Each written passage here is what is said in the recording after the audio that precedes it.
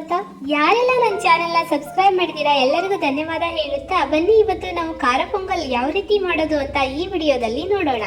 ಕುಕ್ಕರಲ್ಲಿ 1 ಬೌಲ್ ಅಕ್ಕಿಯನ್ನು ಹಾಕ್ತಾ ಇದ್ದೀನಿ. ಅದೇ ಬೌಲಿಂದ 1 ಬೌಲ್ ಹೆಸರುಬೇಳೆಯನ್ನು ಹಾಕ್ತಾ ಇದ್ದೀನಿ. ಹೆಸರುಬೇಳೆ ಮತ್ತು ಅಕ್ಕಿಯನ್ನು ಚೆನ್ನಾಗಿ ತೊಳೆದು ಅದಕ್ಕೆ ನಾನು 6 ಬೌಲ್ ನೀರನ್ನು ಸೇರಿಸ್ತಾ ಇದ್ದೀನಿ. ಇನ್ನೂ ನನ್ನ ಚಾನೆಲ್ನ ಯಾರು ಸಬ್ಸ್ಕ್ರೈಬ್ ಮಾಡಿಲ್ಲ ಪ್ಲೀಸ್ ಸಬ್ಸ್ಕ್ರೈಬ್ ಮಾಡಿ, ಲೈಕ್ ಮಾಡಿ, ಕಾಮೆಂಟ್ ಮಾಡಿ. ನೋಡಿ ಇಲ್ಲಿ ನಾನು 6 ಬೌಲ್ ನೀರನ್ನು ಹಾಕ್ತಾ ಇದ್ದೀನಿ. ನಾನಿಲ್ಲಿ ನೀರನ್ನು ಜಾಸ್ತಿ ಹಾಕ್ತಾ ಇದ್ದೀನಿ, ಏನಕ್ಕಂದರೆ ಪೊಂಗಲ್ಲು ತೆಳು ಬರಬೇಕಲ್ವಾ, ಸೊ ಅದಕ್ಕೆ ನಾನು ಸ್ವಲ್ಪ ನೀರನ್ನು ಜಾಸ್ತಿ ಹಾಕ್ತಾ ಇದ್ದೀನಿ. ನೆಕ್ಸ್ಟ್ ನಾನೇನು ಮಾಡಿದ್ದೀನಿ, 1 ಟೇಬಲ್ ಸ್ಪೂನ್ ಅರಿಶಿನ, ರುಚಿಗೆ ತಕ್ಕಷ್ಟು ಉಪ್ಪನ್ನು ಹಾಕಿ ಕುಕ್ಕರ್ ಲಿಡ್ ಕ್ಲೋಸ್ ಮಾಡಿ 3 ವಿಷಲ್ ಆಗುವವರೆಗೂ ಬಿಡಿ. ನಂತರ ಒಂದು ದೊಡ್ಡ ಗಾತ್ರದ ಬಾಣಲೆಯನ್ನು ತೆಗೆದುಕೊಂಡು ಅದಕ್ಕೆ 1 ಟೇಬಲ್ ಸ್ಪೂನ್ ಎಣ್ಣೆ, 2 ಟೇಬಲ್ ಸ್ಪೂನ್ ತುಪ್ಪವನ್ನು ಹಾಕಿ ಕಾಯಲು ಬಿಡಿ. ಇನ್ನೂ ನನ್ನ ಚಾನಲ್ನ ಯಾರು ಸಬ್ಸ್ಕ್ರೈಬ್ ಮಾಡಿಲ್ಲ ಪ್ಲೀಸ್ ಸಬ್ಸ್ಕ್ರೈಬ್ ಬಟನ್ ಮೇಲೆ ಕ್ಲಿಕ್ ಮಾಡಿ, ಹಾಗೆ ಲೈಕ್ ಕಾಮೆಂಟ್ ಮಾಡೋದನ್ನು ಮರಿಬೇಡಿ. 1 ಟೇಬಲ್ ಸ್ಪೂನ್ ಸಾಸಿವೆ, 1 ಟೇಬಲ್ ಸ್ಪೂನ್ ಜೀರಿಗೆಯನ್ನು ಹಾಕ್ತಾ ಇದ್ದೀನಿ ನೋಡಿ. ನಂತರ 6ರಿಂದ 7 ಮೆಣಸಿನಕಾಳು ಹಾಗೂ ಲವಂಗವನ್ನು ಸೇರಿಸಿ ಒಂದು 6ರಿಂದ 7 ಗೋಡಂಬಿಯನ್ನು ಹಾಕ್ತಾ ಇದ್ದೀನಿ.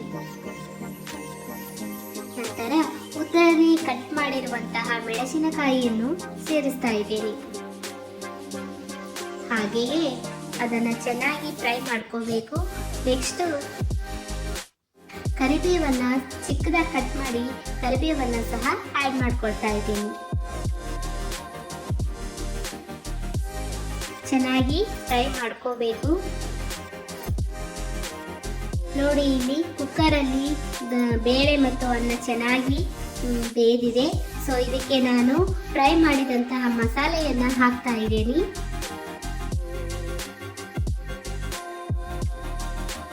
ಅದಕ್ಕೆ ಮೇಲ್ಗಡೆ ಕೊತ್ತಂಬರಿಯನ್ನು ಹಾಕ್ತಾ ಇದ್ದೀನಿ. ಸಣ್ಣದಾಗಿ ತೊಳೆದಿಟ್ಟಿರುವಂತಹ ಹಸಿ ಕೊಬ್ಬರಿಯನ್ನು ನಾನು ಸೇರಿಸ್ತಾ ಇದ್ದೀನಿ. ಹಾಗೆಯೇ ಅದನ್ನು ನಾವು ಚೆನ್ನಾಗಿ ಮಿಕ್ಸ್ ಮಾಡ್ಕೋಬೇಕು. ನಿಮಗೆ ಪೊಂಗಲ್ಲು ಇನ್ನೂ ತೆಳುವು ಆಗಬೇಕಂದ್ರೆ 1 ಗ್ಲಾಸ್ ಬಿಸಿ ನೀರನ್ನು ಆ್ಯಡ್ ಮಾಡ್ಕೊಳ್ಳಿ. ನೋಡಿ ಚೆನ್ನಾಗಿ ಮಿಕ್ಸ್ ಮಾಡಿಕೊಂಡು ಸಣ್ಣ ಉರಿಯಲ್ಲಿ ಅದನ್ನು ಬೇಯಿಸ್ಕೋಬೇಕು.